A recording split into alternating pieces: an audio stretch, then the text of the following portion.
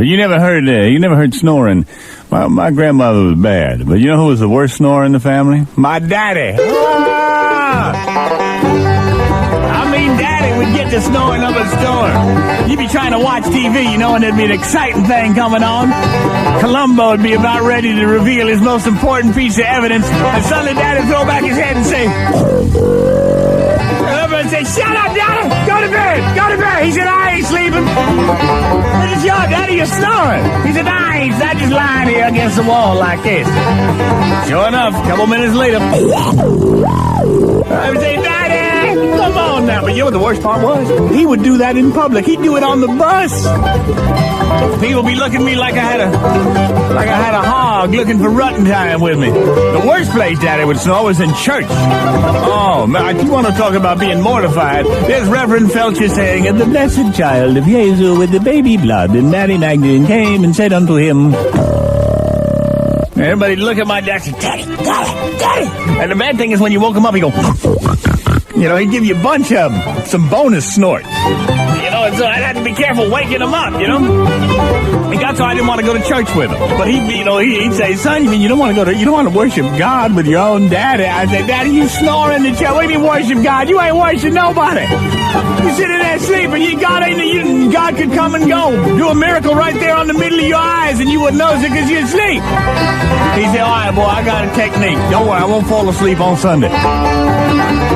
So we get into church, we sit down in the pew. I look at Daddy fussing with his britches.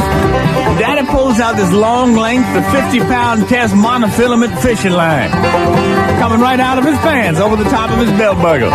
He said, "Boy, you grab the end of this line. And if it looks like I'm going to drift off to sleep, pull on it." I said, "What you got?" He said, "Never you mind, boy.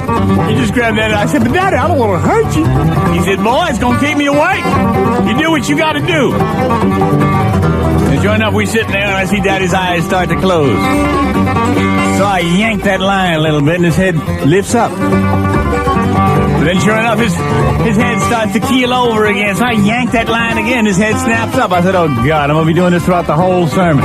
But sure enough, I take the end of that line, because I'm getting mad now. It's bad enough he can't keep awake. Now I got to be responsible for it. I take that line and I wrap it around my hand about 3 or 4 times. I get a good grip on that thing. And the next time his head goes down, I yank it again, only this time a little smarter. And his head pops up. And I didn't even let his head go back down. Now I'm mad, so I'm just kind of pulling on that thing rhythmically. Back, back, back, back, back, back, back. I mean, his head didn't have a chance to go down. I'm yanking on that thing.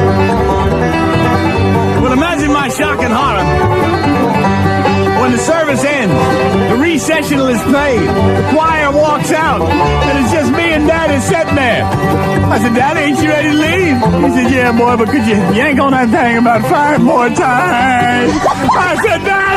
I dropped that line like a hot potato. I said, "Daddy, I can't believe you." He said, "Come on, boy, here, let me borrow your program." I said, "Yeah." I said, "Get away from my program." This is like the stupidest thing I have ever heard in my life.